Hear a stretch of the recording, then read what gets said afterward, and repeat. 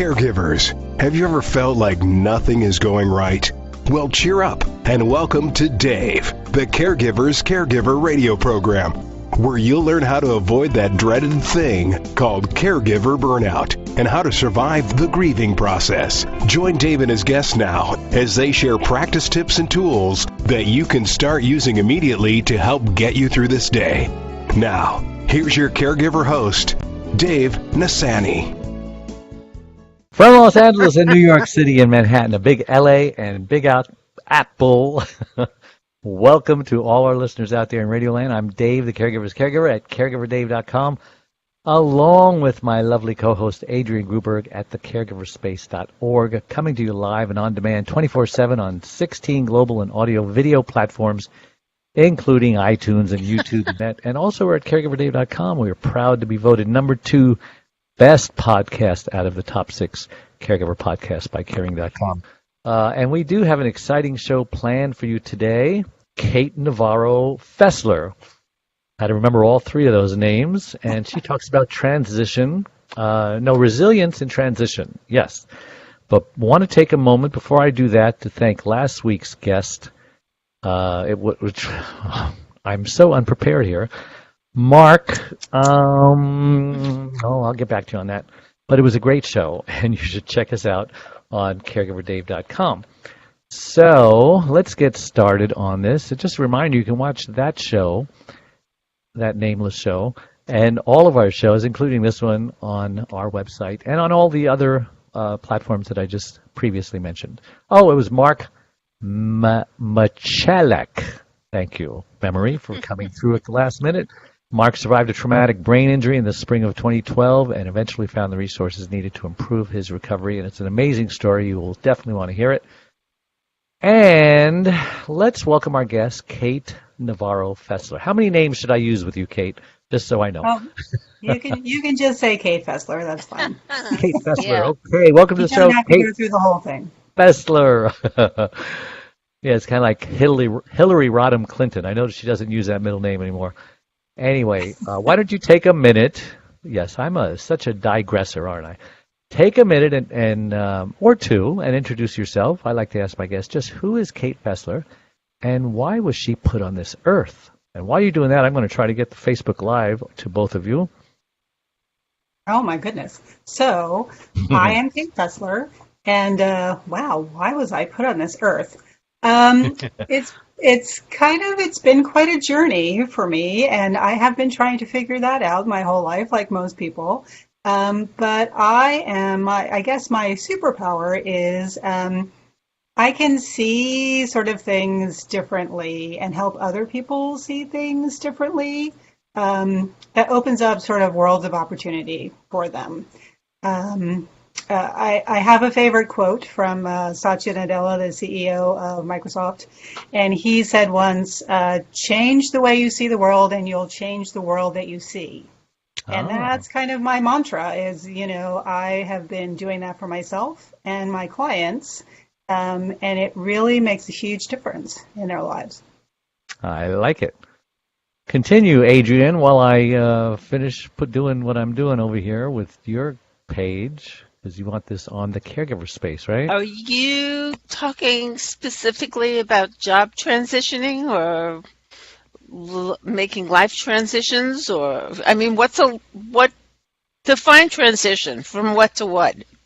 Yeah, so there is a portion of what I do that is career or livelihood transition. So, for example, in the circumstance of a caregiver, if you are suddenly faced with, I'm not able to go to my job and do what I used to do because I have this other obligation now, there are ways for people to make money without a job. And I help them figure that out so that they can, set up their life the way they either want it to be or that it needs to be, depending on their circumstances. But the overall work that I do is really sort of holistic. It has to do with like your whole life, with your livelihood being a piece of that. Okay, because right now Well, I certainly transitioned when, Yes, you are. when my husband passed away, but now I'm transitioning again because I'm selling where I live and getting ready to move, and it's a major life transition. Yeah, managing change, it can be really hard, and a lot of people kind of get bogged down in some of the less pleasant aspects of that, and it's helpful to have some outside help to kind of shift your focus maybe sometimes, or help you to see some things that maybe you're not seeing that can make a big difference in the way you move forward. I mean, like right now, I'm overwhelmed with possibilities, and That's a good thing, I right? don't know. Well, The overwhelm isn't, but Well, overwhelm's not good. yeah, I mean, looking at floor plans online is addictive. It really is. it's like going to the supermarket for Ah, diapers, and there's 37 different brands and types and sizes and absorbencies. I mean, I hate that. I mean, it's the neighborhood, the size of the apartment, the storage, the utilities. It's then I mean, neighborhoods are endless here, so you've got so many bases to cover. So I've got a lot of different things to consider. You have an And advantage because women handle those kinds of decisions better than men, right? well, I think I'm pretty good at it, but it's still because I'm going to be leaving the apartment that my husband and I last lived in, and Yeah. I'm Emotional. still unearthing some of his things.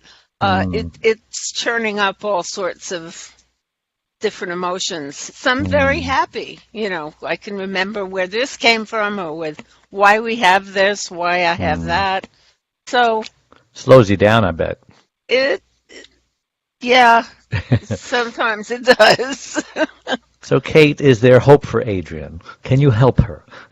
absolutely, there's always hope. We know it's interesting. Dave, you said that women are better at making these choices than men. But in the case of someone who's been married for a very long time, they probably are used to making those choices together. And so it can seem a little overwhelming when you have to make that choice on your own. It helps to just sort of make a list of what it is that you really want. Like have a vision of what this new life looks like, and what you see when you look out the window, and what you do when you get up in the morning. And do you walk to the corner coffee shop, or are you sort of in a place where it's a little quieter and you stay home? Just sort of envision your life as you want to be living it, and then have sort of a checklist for when you're making those decisions, because a floor plan is one thing, and of course neighborhoods are all different. And so it helps to narrow it down if you have sort of a really clear vision of what you want it to look like once you get there. Right, because I know that this is going to be basically the last move that I'm going to make in my life. So wherever I go, I try to do just that. Well, how do I fit here? What's it going to look like 10 years? What am I going to be like 10 years from now as far as mobility? And no, I can't get a duplex because that's going to possibly be a problem. So I mean, I'm organized that way, and like I said, I'm pretty good at it, but there are a lot of different things to consider other than price and floor plans. Yeah, and sometimes too much choice is just as bad as not enough choice. Oh yeah. Yeah, can be sort of analysis paralysis, right? Yes. Right. Yes. Very And much so. I'm kind of there also because I just turned 65, and all through my life I remember saying, God, when in the year 2000 I'm going to be like 43. Oh my gosh, that's so old. And then when I'm 65, gosh, Social Security probably won't even be there. It'll be bankrupt. Well, okay, it's got 8 more years before it's bankrupt, but they just sent me a notice that said I have to pay more for Medicare than anybody else because I'm making too much money. And I said, really? When I turned 65, you came up with this rule? So now I'm examining, my life insurance. I've got 15 more years on my 20-year life insurance, which means I'll be 80. Mm-hmm. And I was just saying the other day that I don't think I want to live to be 81. If I make it to 80, fine, and then that's it. Because so many people in their 80s, I know, 90%, maybe 95, I would not want to be. And you want to say something, Adrienne? I can see But it. life is different now. Well, I mean, you're going to say the 80 is the new 50? When you're 80, you're not going to be the 80 that you're necessarily seeing a lot of other people now. Well, obviously, because my father died at 63, and I'm 65 now, and he was in terrible, terrible shape.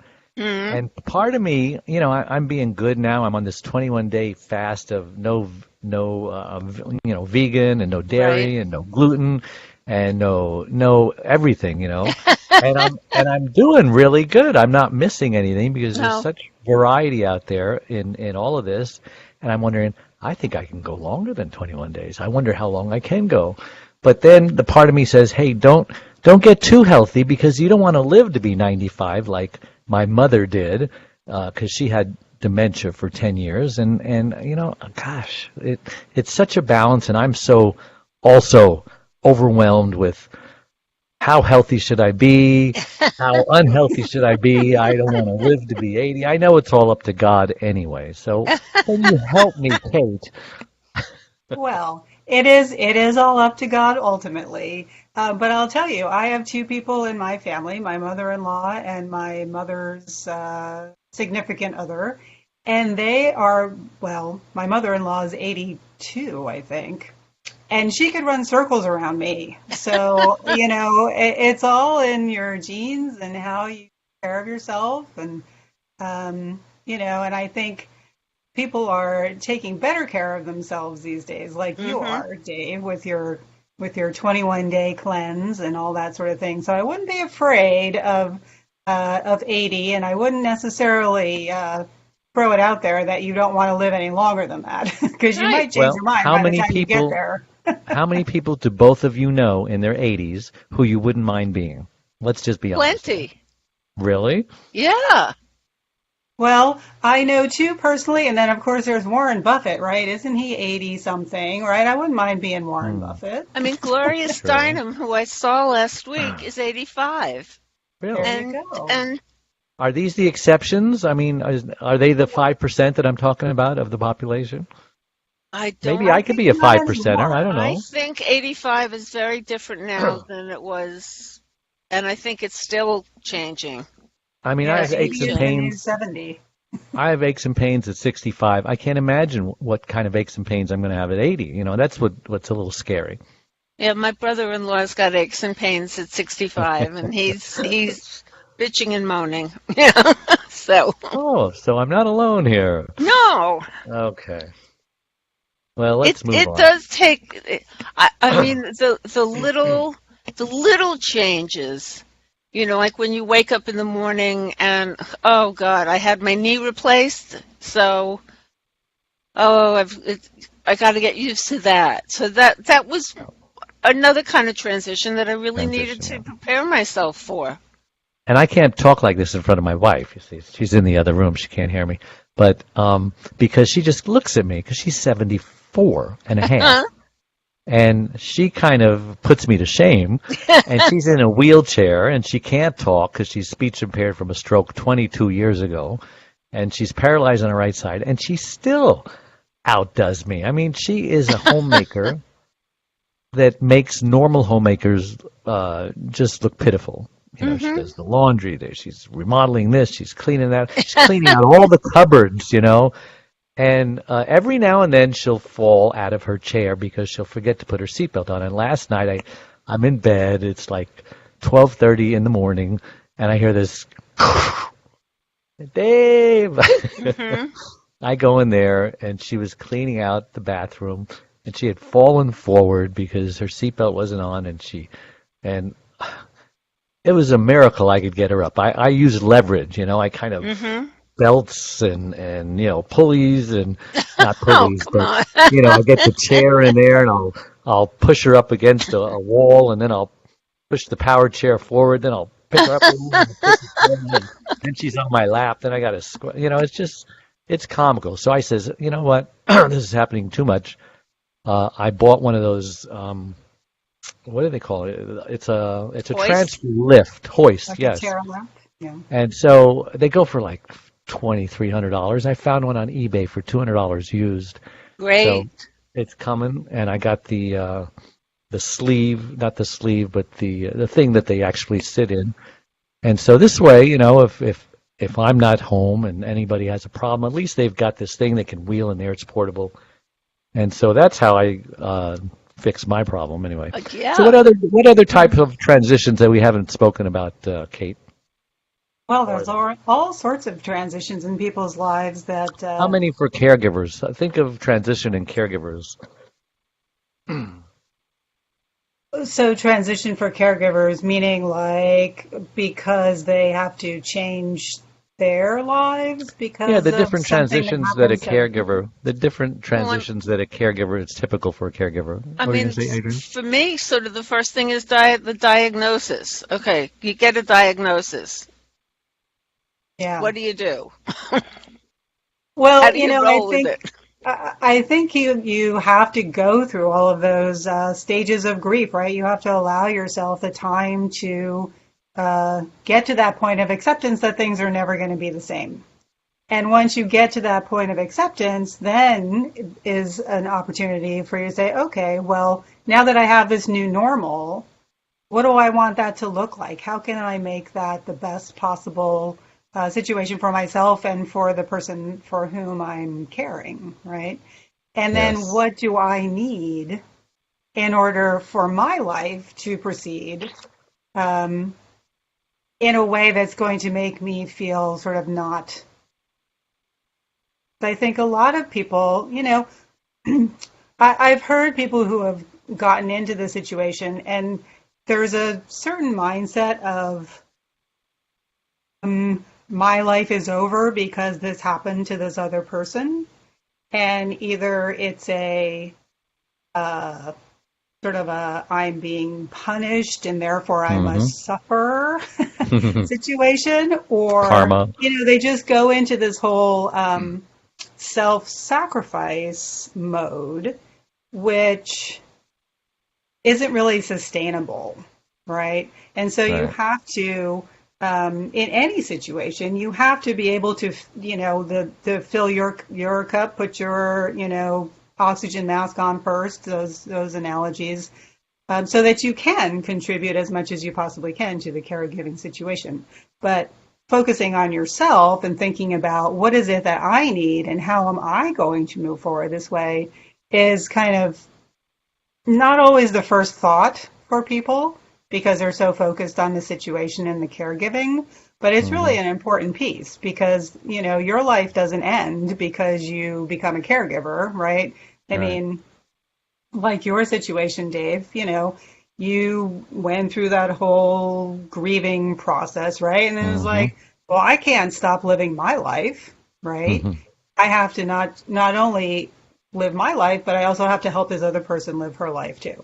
Right. And so that's a different mindset sometimes than where people are in the beginning. Yep. You said it right. It's the new normal. And, those are powerful words because it lets people know that, it doesn't have to be the end of the world, doesn't have to be a life sentence to caregiver prison, that it can be a good thing. And my wife is a shining example Absolutely. of how someone, you want to be thankful for what you have. Take a look at my wife because she can't talk, and it's very frustrating when we have these deep conversations that, it's the only thing that separates us from the animals. Yet she has joy in her heart and smile on her face, and sometimes you just got to let things go. And with that, we're going to take a break. So don't go away. We will be right back. We are a community of caregivers that understands and supports you wherever you are in your journey. We are a place to connect with other caregivers, but more importantly, a place to get practical, actionable help. There are lots of ways for you to get support. First of all, you can download our welcome pack. This will get you started on your Thrive journey. Next, you can ask and get answers to your questions by posting them here in our private Facebook groups. You can also get live online support by attending one of our live weekly Connect webinars. You can get practical, actionable advice by listening to our weekly podcast. You can hear and read other stories about other caregivers' experiences. Plus, add your own in our weekly Share Your Story forum, posted every Tuesday in the Facebook group. You can access essential resources and download practical Thrive Solutions packs, all of which are geared to help you thrive as a caregiver. You get lifetime access to all of our resources. Again, we are here to support you and help you thrive and to enjoy your life as a caregiver. And remember, this is a place to get hope, not just cope. And we're back with Adrienne Gruberg and my guest, Kate Fessler, Kate Navarro Fessler, if you will. And I'm Dave, the Caregiver's Caregiver, and we're on the Caregiver Dave Show, and we are talking about transitioning and the proper way to do it, right? What's the word we used? Resilience. Resilience in transition. So that's an interesting word. What is the definition of resilience? Just to remind me, I know kind of what it means, but I'm trying to figure out what it means in relation to transition. Like after we transition to stay strong, to what? Yeah, it's, I don't know the official definition, but it's kind of like bouncing back. It's being able to kind of resilient, fall down and pick yourself up, dust yourself off, and start all over again, right? Sounds like a song. Yeah, exactly. And that's really what resilience is being able to kind of deal with whatever circumstances come your way in a positive comeback. Be the comeback kid. Mm-hmm. Yeah, because we all have things that happen in our lives that maybe were not what we expected. And it could be anything from, like we talked about, the death or the illness of a loved one, a divorce, a job loss, even things like empty nesting. Like sometimes people find themselves, the kids are gone, and they look in the mirror and they're like, I don't even remember who I am, much less what I'm going to do now. They become depressed. Yeah, because they were living their lives around the kids. I remember it was quite some time ago, but 60 Minutes did a piece on people over 90 who were still working and having very fulfilling lives, and how resilient they needed to be in order to do that. Some of them had buried children at that age, of course. So the conclusion from the person who had conducted this study was that resilience was a big part of longevity, being able to cope with whatever came your way and to move on healthily. Yeah. You talk about empty nesters, Adrienne. So many seniors that I know are raising their grandkids in their 60s, 70s, 80s. And that's almost a recipe for disaster, because what teenager is going to, let an 80-year-old tell them what time they can come home and stuff like that. And but it's usually because their children have been irresponsible, or maybe they're just unable to. Maybe they're disabled themselves. Maybe they're even caring for their children and the grandchildren, just doing all sorts of things. And they don't get to have an empty nest phase of life where they're free and independent and can go and come whenever they please, like we can. So we're very fortunate. But what do you tell people, Kate, when it just seems like life has been cruel to them? When it just seems like they're in the Charlie Brown syndrome, that if it wasn't for bad luck, they wouldn't have no luck at all. And how do you keep those people, looking up or being positive when they just haven't seen light in a long time? Yeah. Yeah. The key is really to reframe the experience, because we often, and I know I've had this experience, we often remember sort of like the bad part, and then we have to be reminded of the good part. And I believe, and in my work I've found that there's usually life experience is a part of what what our expression of our life purpose is. So any life experience that you've had is a clue to sort of what is a great way for you to express your life purpose, because we don't all have the same life experiences. And even when we do, we often view them very differently. So, my brother and I can talk about something that happened when we were kids, and I will have a completely different view of that memory than he does. And we were both there at the same time. It's why, eyewitnesses are notoriously unreliable, right? Because you and I, all three of us, could be in the same place at the same time and see the same thing. And we'll each take away something different from it because of our life experience. So, it shapes the way we see things.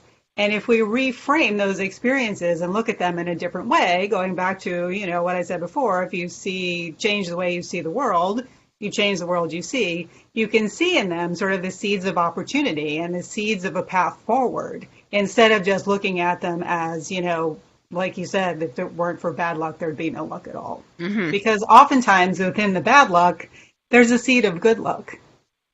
Yeah, that you're just not noticing. And that's biblical. All things work for good to them that love God and are called according to his purpose. And it's just true. I mean, so many, I've gone through at least 2 huge tragedies in my life. One was medical with my wife, and one was financial with our finances. In 2008, we lost our life savings. And both of those just had the potential. Because I see another, I wasn't the only one to suffer such tragedy in 2008. There's no lack of others like me who lost their fortunes and their homes. And I didn't lose my home, but I almost lost my home, almost lost my business. And they're still suffering from it. And it can either make you bitter by having the right attitude and saying, oh, well, if we have to live in a cardboard shack down and eat government cheese, and, we'll get along. We have each other, you count your blessings. But others just get bitter, and they just, get angry at everybody, including God, and that just eats them up inside. It's like unforgiveness is drinking poison, hoping the other person dies. You find that? Right. Yeah, and that's exactly what resilience is, right? It's like, yeah, you can lose everything and bounce back. Whereas what I try to help people see is that you don't have to becoming bitter is a choice, right? Yes, bad things happened, but it's in the way that you adapt to them, the way that you address them, the way that you pull yourself up and move forward, that either has a positive outcome or keeps you stuck in that bitterness.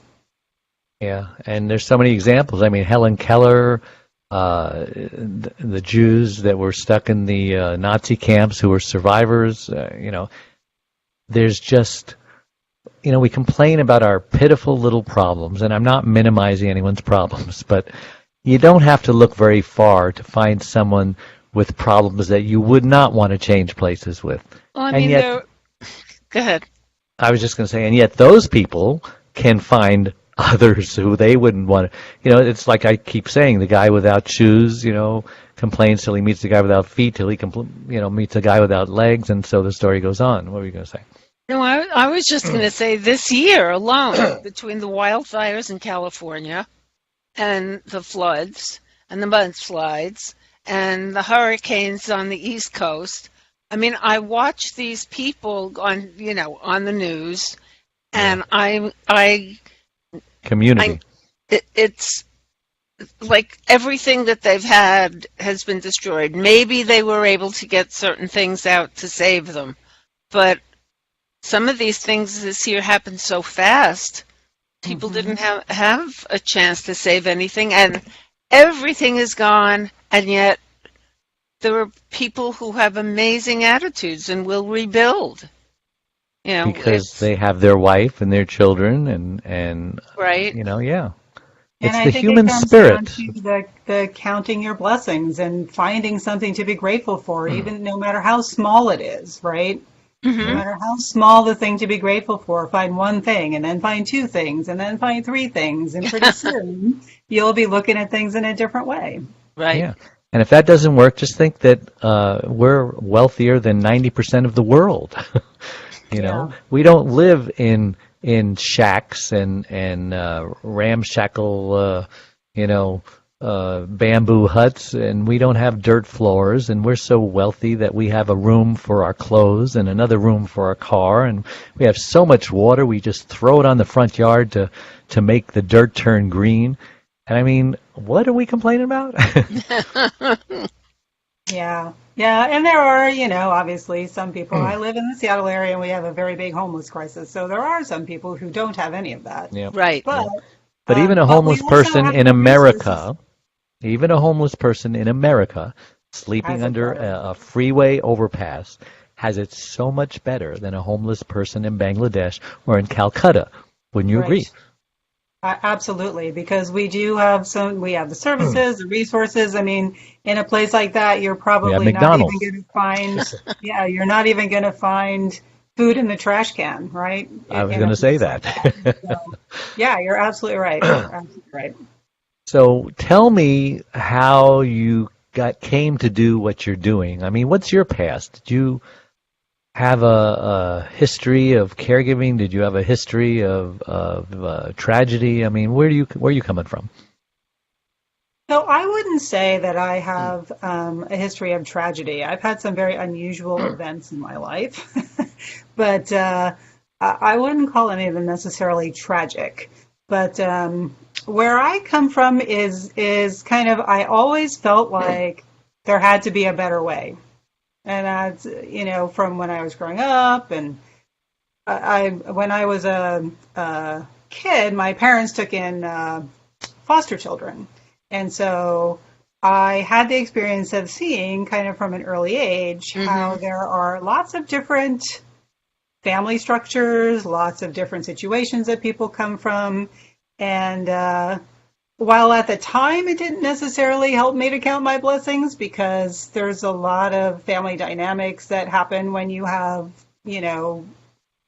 quote, strangers in the house and Hmm. the parents are trying to take care of everyone the same and there's a lot of stuff around that happens, but I do think that it gave me a much broader view of kind of how my life was in relation to sort of like what it could be. Hmm. um, And as soon as I was old enough, I kind of left home and I moved as far away as possible. I grew up in New Jersey and then I moved to Honolulu. So it was as far as Oh, I could go and still be in the United States.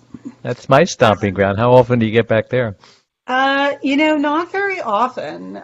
Too I think bad. it's been about 3, 4 years since I've been there. Just because there's so many other places that I want to go. Yeah. um, and Dave, because you spend some time there, like it's a big cultural difference, right? Like when I moved from the Yeah. East Coast, right, New Yeah. York, New Yeah. Jersey area, and moved into the land of aloha, right? It was like, Right. wow, fish out of water, Yeah. totally. Yeah. And I was Um, born in Brooklyn. I go to New York almost as much as I go to Hawaii. But I like Yeah, both so of them. Yeah. and when you're young, it's kind of like, whoa, like I didn't know people lived like this. Um, and so I guess that started my journey of self-exploration, right? Because I was like, wow, they do not understand me, and I sound like a really mean person, and I'm just being sarcastic or whatever, but they don't get that, right? So it Hmm. was like I had to sort of re-examine my whole way of presenting myself. Um, and as far as the livelihood thing, I had a great job, and but I felt like there had to be something better, right? There's always this. There's Yeah. got to be something more than this. There's got to be something better than this, and I felt like my job was slowly sort of killing me. They call it like the soul sucking job, and just as the company sort of changed and it became sort of less fun to work there, I felt like, wow, maybe, like there's a reason I'm feeling this way, because not everybody, again, this is not everybody feels this way, right? But I did. Yeah. So I felt like it was part of my path, like it was kind of pushing me out to find something else. And so Yeah. I got a certification in outside the job box career consulting, and applied that to myself, and then started helping other people with that. And it's really profiting from your passions and creating a livelihood outside of the traditional job world. And it's something that is not easy to do. So the biggest transition that I went through, that I feel like I'm uniquely qualified to help people with, is the employee to entrepreneur transition.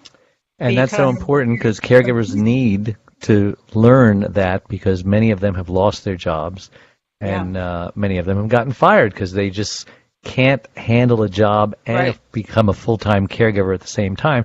They'll try, and maybe the boss will say, hey, you're bringing your problems to work with you, and we're just going to let you go, or maybe they can try working at home. So we're going to take a break in a minute or so, and when we get back, I want you to talk about the work situation, because we haven't spoken about that yet, about caregivers who have jobs and who are going through some struggles, transitioning, being a caregiver and holding a job down, and maybe those that really should become, or be at least start the thinking process of, maybe I should be working for myself, because there's no greater job when you're a caregiver to, be working at home, working for yourself, doing a business in your garage or a computer business or whatever. And I'm sure you've got lots of ideas about that, right? I absolutely do. I thought you would. So we're going to take another short break, so don't go away. We'll be right back. Dave Nassaney, the Caregiver's Caregiver, has just released his 6th book entitled It's My Life Too. Reclaim your caregiver sanity by learning when to say yes and when to say no. It was specifically written for caregivers who know they should be putting their needs first, but just don't know how. Dave is the sole caregiver to his wife, Charlene, since 1996. He knows firsthand what caregivers are going through, because he is one. And he now speaks all across the country, offering caregivers his incredible caregiver support package. Even the airlines tell us that in the event of an emergency, to put your oxygen mask on first, before you help your child with their mask. They know that those who don't heed their advice often black out, thus becoming unable to help either themselves or their child. And caregivers are exactly the same way. It's My Life Too. Reclaim your caregiver sanity by learning when to say yes and when to say no. Will help caregivers who are neglecting their sleep, diet, and social life, and learn to put their needs first. Pick up your copy today, or buy one for your special caregiver. On sale everywhere, and at caregiverscaregiver.com. And we're back with our guest, Kate Navarro Fessler, and Adrienne Gruberg, and I'm Dave Nassaney. And we're talking about being resilient in transition. And we've been talking about, mainly non-employment work-related things, but now we're going to talk about the job when the caregiver finds out that he just got laid off or fired, or maybe he just quit because he just can't handle being a caregiver and going to work every day and just keeping his mind there, keeping his mind at home. And so is there hope for that caregiver, Kate? Absolutely. There's hope for everyone. I have to say before I answer that question, it was really fun to just see that commercial, because that was like sort of your younger days, and I don't think it was just yesterday. What do you mean? I met you fairly recently, so that was kind of fun to watch. Anyway, yeah, that's how long I've been doing this. I used to have hair. So my work is based on the Changing Course formula, which was developed by Dr. Valerie Young in changingcourse.com. And there are a few elements to it. But the first thing I want to say is that there's a stream of income that anyone can create. You just have to figure out what the right one is for you. because a lot of times people will chase the money, and that doesn't always work out well, because if it's not something that you care about, if it's not something that has any interest to you, it just becomes another job, which is not always what people need, because that creates a lot of stress. So ideally, what I try to do is help people create streams of income that are really things that they love to do. Mm-hmm. So not only is it income for them, but it's also sort of a creative outlet, an expression of, things that they love and things that they want to do. And so it has sort of a two-pronged effect, in that it helps them to reconnect with themselves and to connect with people who can support that and who appreciate that sort of expression. And it also brings in some money, which oftentimes people who are, like you said, laid off or are having difficult time keeping up with their job because of the caregiving situation, it's really helpful, right, to have some income. Everybody needs some money. So the first thing that I always ask people to do is figure out what it is that they want. And that's what I was talking about before with your moving situation, right, Adrienne, is you have to know what you want. Like, what is it you're trying to accomplish by creating this business? Do you want to replace your job income? Do you want to have some extra income? Is it something that, that you just want to supplement so that, you can take a vacation? It just depends on what it is that your goal is. And then you need to know, of course, what you need. If you want to be replacing income, you absolutely have to know, well, how much do I really need, right? You might want to make $300,000 a year, but realistically, if your bills are, if $50,000 or $75,000 a year is going to cover everything and you'll be comfortable, then that's what you should aim for in the beginning. You can always grow it later. So what do you want?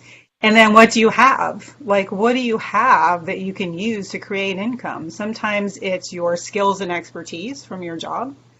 Oftentimes, there's a lot of outsourcing going on today with a lot of companies, and oftentimes someone who will be willing to work just a few hours or part-time without benefits for, a higher rate of pay is what companies are looking for. So maybe you can still do the same thing that you've always done, but you just do it in a different way. And then, of course, what do you need? Of course, the benefits is important too. Like, do you need health insurance, and how much is that going to cost? Because that's a big, huge deal for people these days, and especially if you're in a caregiving situation, because if you need to be the person, having the health insurance for both of you, oftentimes that can be one of your biggest expenses. So you need to know all of that stuff. But then you look at, so maybe you have, Airbnb is a big deal these days. Like, people are renting out homes in their houses or space over their garage or whatever it happens to be. And in some cases, for a lot of money. It could be that you have some land somewhere that you could rent to people for some purpose. Or it could be that you have a life experience that you can share with people and they can pay you, right? Sort of like a consultant. Or, like you did, Dave, is, one of the places to look for ideas is, what do you wish you had that nobody's providing, right? Like with your caregiver website, you probably were looking for a central place where there were a lot of caregiver resources that you didn't have to go to a physical meeting, right? Because maybe you don't have time at that time, and maybe you couldn't find it. And so you thought, I'll create it myself. And a lot of people do businesses that way because that's, they're very successful, because if you want it, probably a lot of other people want it too. That's like find a need and fill it. Exactly. What do you and your friends complain about when you're out having coffee or drinks, right? It's like, oh, I wish such and such, or if only somebody would do such and such. What's that? Men, I think they complain about. Yeah. Well, at my age, it's health. Yeah. Well, but there's a lot of, what is a something that you are super interested in, like there are a lot of people who are making a lot of money blogging about things that they love, right? They've become influencers. On how many bloggers are there about how to apply makeup, right? Right. Or hairstyles, or look at the home improvement channels, right? That's a recent phenomenon. Now it's a big deal. People are making a lot of money just showing people how to, pick out paint colors and refinish furniture. Yeah. And bartering is an option as well, right? You have something, they have something. You do like the olden days, barter. Absolutely. Absolutely. But my point to the whole thing is there's so many ways to look at it, and there's so many opportunities these days that didn't exist before, right? With the internet, you can live anywhere and do almost anything and reach people all over the world. And so there are so many different ways to look at it and so many things that go into that. So many opportunities that there's something for everybody, and you just have to know how to look for it. Start a radio show too. Start a radio show. Yeah, absolutely. Sell from the radio show. Yeah, I mean, anyone can have a podcast these days, right? It's all so you need easy is a laptop. I mean, even as I travel, I have my laptop with me, and Adrienne and I have done many shows where I'm in a hotel room, especially in Hawaii. Yeah, you could be anywhere. Well, I mean, I have a website, and the person that I work with used to come into the office, but now she lives in Toronto. Was it a home office? Yeah. But it's big. For the time being, it's big. And so she used to come in every day. She ended up moving to Toronto, and still happening. She can take the job anywhere. Wow. I mean, she also house sits and pet sits, which is, so she's not just making money by working for me. She's traveling around and house sitting. That's a great idea. A caregiver can very easily babysit or dog sit or take their loved one if they can, house sit. The dog can sometimes come to you. You know what people are paying to kennel a dog? We had an in-law of one of my kids. And they were watching our dog while we would stay a month in Hawaii, and the dog loved them, and they loved the dog. But their schedule started getting full themselves, and they couldn't do it last time. And I said, oh, my gosh, so I had to make last-minute arrangements to put the dog with my daughter, who has two huge dogs, and, my dog tolerates them because they're just bullies. But this time, we're going to take the dog with us to Hawaii. Oh, great. And it's not easy to take a dog to Hawaii. I mean, you can't even take an orange to Hawaii. So many hoops to jump through. But I called just to get an estimate of what it costs to, and I think it was like $30 a day for dog sitters. I mean, am I making a mistake, or is that how much they charge? $30 a day. How much? Yeah. Mm-hmm. Is that what you get for babysitting? I mean, I remember it was like $5 an hour. No, I remember when it was a quarter an hour. Yeah.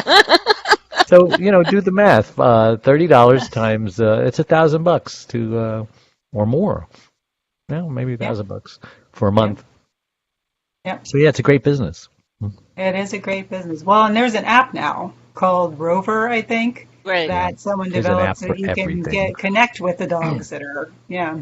Mm-hmm. Yeah, but multiple streams of income, right? It doesn't have to be just one thing. Just because you had just one job doesn't mean you can't do a bunch of other things to bring in some income and have a good time doing it.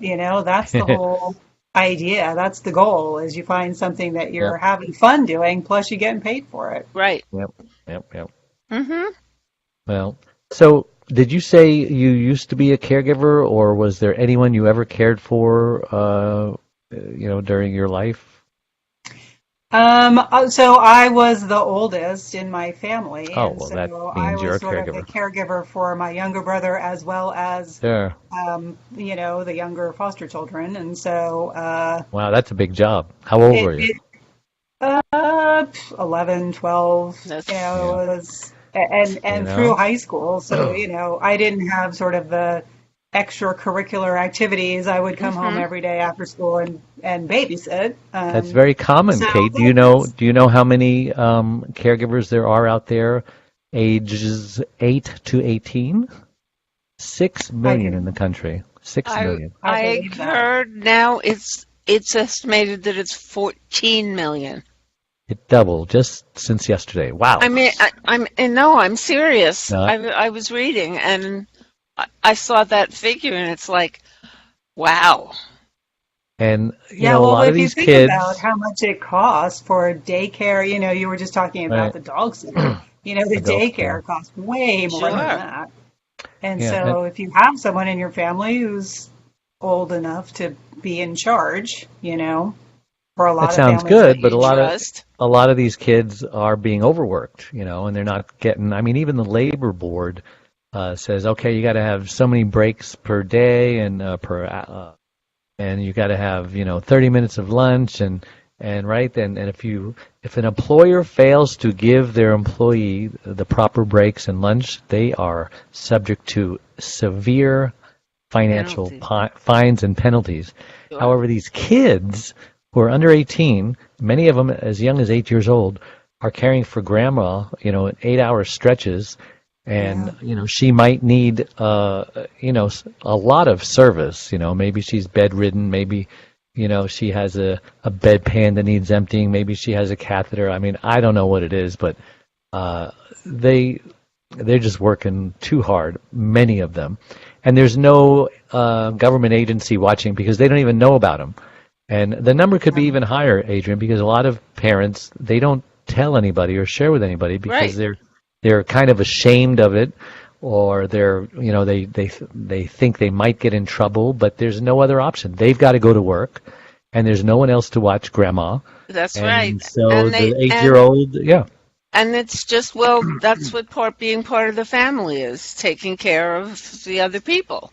And they but don't identify their children necessarily as caregivers, yeah, which is why that number I think jumped.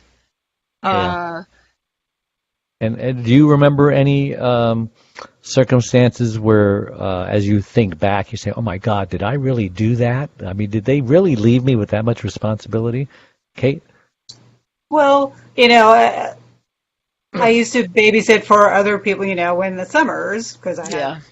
time off. I used to do sort of like the all day babysitting for people. And, looking back on it now, I know that they wouldn't really necessarily allow that. Uh, I don't, it wasn't a big deal. It wasn't like, oh my God, like this is completely overwhelming. Well, you But don't know what you don't know. But now, as we right, look back, exactly. many adults talk about the beatings they got from their dad or whatever, and that was just normal stuff. It just happened, and probably deserved it. But today, many parents would Yeah. go to jail for those kind of beatings, Right. where they're leaving Well, marks on them. what's Or interesting? I haven't ever thought about this children as caregivers because in Washington, where I live, they recently passed some legislation that was very controversial about caregivers, and it was, even family caregivers in the home. Uh, I can't remember. I think they have to join the union, the Mm, caregivers union, and then they have to be given these benefits, right? Like you were just talking about, like uh-huh. the breaks and this, that, and the other thing. And it Family was super caregivers, I've got to controversial. find out about this. family caregivers too, the ones Yeah, that family that caregivers. work unpaid, Joining a union. Yes, yeah. And so it and they got to was, pay union dues when they're well, getting so no right, and money to get. they, I can't remember if they It sounds like ultimately Washington. overturned it, but it was super controversial. But I'm sure that there was no thought of the children because these were all obviously adults. hmm And so that's an interesting point. I did not know that, and I bet you're right. I bet there are a lot of, between what did you say, 8 and 18, Yep. that are really tasked with that. And it's one thing if you're taking care of, when you're 15, 16, 17, you're taking care of, your 10, 11-year-old brothers and sisters. But siblings, another thing altogether if you're having to take care of, grandma and do real serious caregiver activities at that age. And even adult caregivers, nobody, no matter who you talk to, they all use different numbers. I mean, Rob Lowe just came on doing a story about talking about his when he cared for his grandmother, his mother. And so he's getting a lot of publicity now, and he's bringing a lot of attention to caregivers, which is great. Britney Spears just put her career on hold because she's going to care for her sick mother. This is all good publicity, and we'll try to get him on the show. So what's the number? Well, Rob uses 40 million, which is too low. Way the best way number low. I came up with is 65.7 million, which I think is too low because I think it's too low too. Your neighbor needs help. He's moving slow. You see him bending over, picking up the papers. Oh, let me help you with that. Next thing you know, you're reaching things on high shelves for him. Next thing you know, you're cooking him breakfast, and next thing you know, you're going to doctor appointments with him. Next thing you know, you're his caregiver. How did this happen? That's not reported. A lot of it is a matter of the degree. Like you just talked about how the degree increases. But being a long distance caregiver, some people would say that's not being a caregiver. Well, you still worry about your parent, even if you're 1,000 miles away. Sure. You worry what's going to happen. I had a mother-in-law who's 2.5 hours away, and we couldn't get her out of the house. And every caregiver that we stuck in there 24 hours live in, she would antagonize to the point where they'd all quit. We can't quit. Yeah. And so the only thing I could do is put cameras around the house just to see if there's a problem, then I'll take a 2.5 hour drive up there. But we worried about her because what else could we do? Right. It's like worrying about the prodigal son who's out there on the street sleeping, under underpasses on drugs and doing all sorts of things. You worry about them every night. Not a day goes by you don't worry about them. Well, you know what? It really is time to go now. It really is time now, yeah. So why don't you tell us, Kate, how somebody can get a hold of you, and I assume you have some services that you offer to help people? I do. So my website is firstclasslifesolutions.com because ultimately it's about your authentic first-class life and whatever that means to you. And if people want to email me, it's firstclasslife@outlook.com. And I currently am offering a 90-minute consultation, which is essentially people do a bunch of exercises ahead of time that I'll send to them, and then we get on the phone and we talk through them and we brainstorm and we come up with ideas for what they can do to bring in some extra income to create some multiple streams of income for themselves. That's a great idea. And if your listeners email me at firstclasslife@outlook.com and tell me that they heard about it on your show, I will give them a big discount. It's normally $497, and I will do it for $197. That's a big discount. A 75% discount. Wow. Yeah.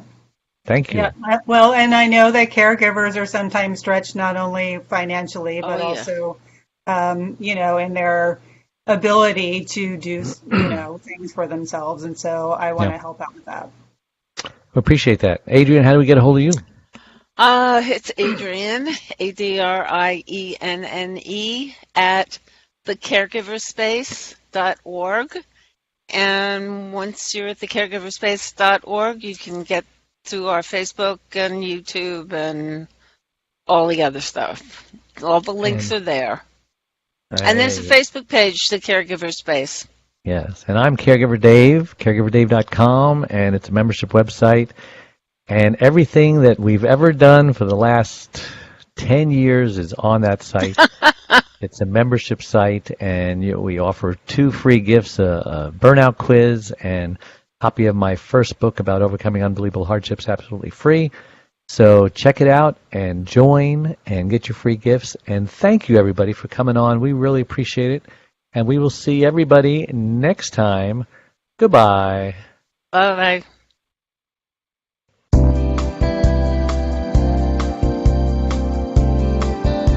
Thank you for listening to the Caregivers Caregiver radio program with Dave Nassaney.